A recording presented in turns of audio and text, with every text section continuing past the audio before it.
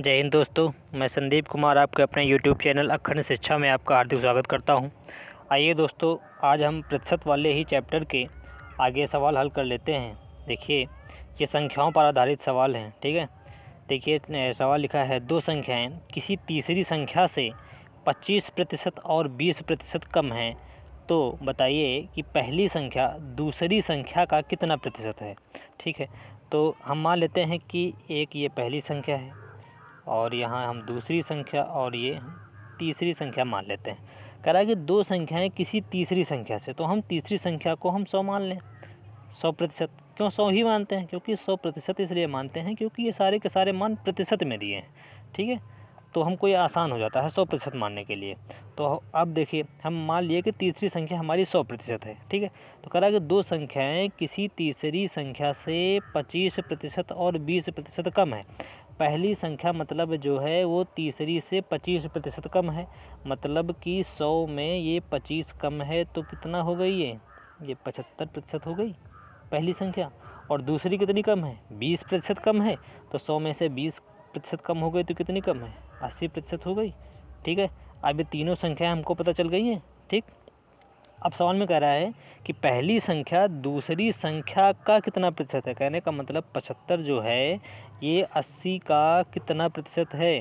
तो देख लीजिए, हम 75 को ऊपर लिखेंगे, ठीक। नीचे किसको लिखते हैं? जिससे हम तुलना करते हैं। किससे तुलना कर रहे हैं? दूसरी संख्या का जिसके बाद लगा हो उसी को हम नीचे लिखते हैं, ठीक है।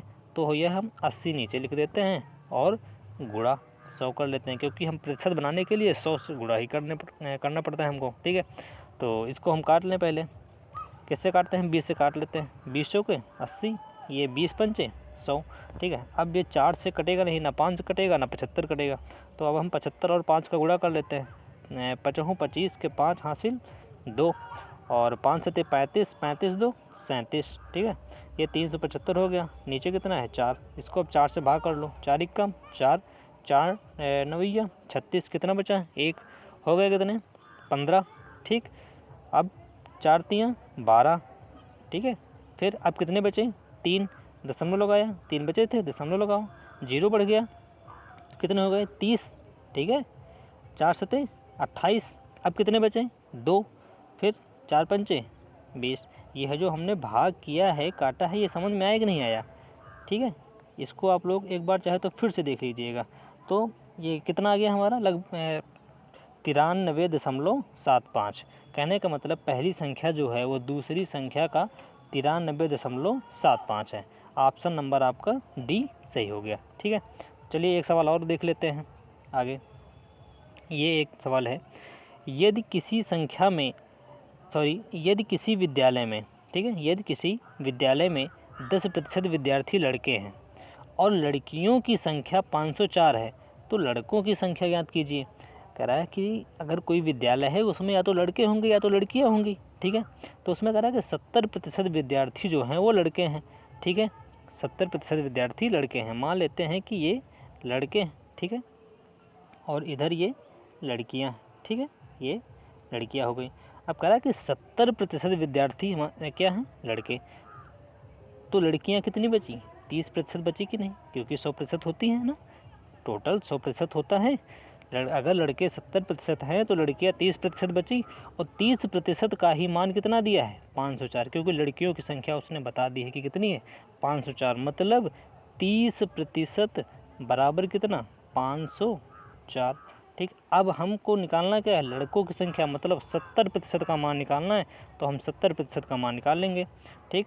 तो बराबर लिखेंगे हम यहाँ, एक मिनट, इसको हम साफ कर लेते हैं थोड़ा सा, ठीक है। अब देखिए 504, ठीक, नीचे 30 आ जाएगा, और निकालना कितना है हमको? 70%। तो गुणा 70 कर लेंगे।